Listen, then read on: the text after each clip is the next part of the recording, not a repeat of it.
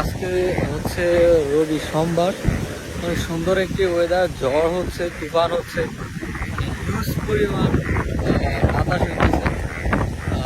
তো কারেন্ট নাই, বাজে অবস্থা। এলাকায় পুরা ঝড় তুফান হইয়া একেবারে অবস্থা খারাপ। অবস্থা খারাপ হইলেও আমার কাছে ভালোই লাগতেছে, মানে ভিউটা উপভোগ করার মধ্যে পুরাই।